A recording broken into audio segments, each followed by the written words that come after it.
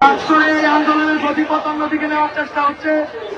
জাহিদ ইসলাম স্পষ্টভাবে বলেছেন, আরো অনেকেই এই কথাটা বলছেন। আমরা দেখেছি যারা জুলাইয়ের পরে আমাদের অভ্যুত্থানের পক্ষে কাজ করছে তারা আক্রান্ত হচ্ছেন, সাংবাদিকরা আক্রান্ত হচ্ছেন। এটা আমরা হতে দিব না। আমরা মনে করি আমাদের এখান থেকে দরকার পড়লে ভলান্টিয়ার লাগিয়ে সাংবাদিকদের উদ্ধার করুন। সরকারকে আহ্বান করি এই সাংবাদিক এবং মিডিয়া প্রতিষ্ঠানগুলোকে রক্ষা করুন।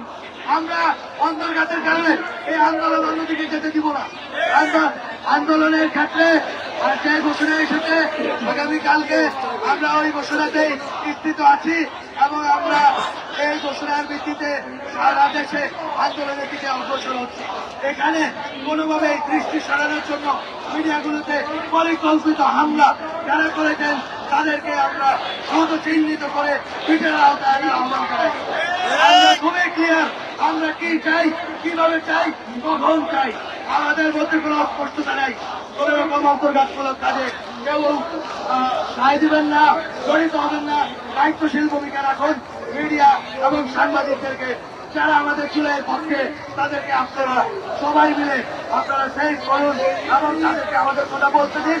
সারা বাংলাদেশে সারা দুনিয়া জানুক আমরা একটি নিয়মতান্ত্রিক গণতান্ত্রিক আন্দোলনের মাধ্যমে আমরা একটি দাবি আদায় করতে পারি।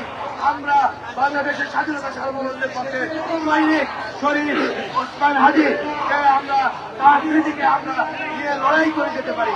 এবং আমি মনে করি ভালো অন্তর্ঘাতমূলক কাজের পরিকল্পনা চলছে।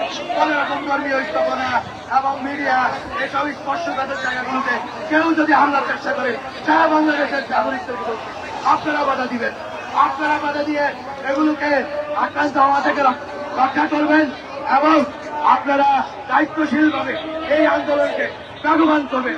এই আন্দোলন যেদিন গণতান্ত্রিক ভাবে সকল মানুষের আন্দোলন হবে, জুলাইয়ের মতো ঐক্যবদ্ধ আন্দোলন হবে, সেই দিন সকল দাবি আদায় হবে ইনশাআল্লাহ।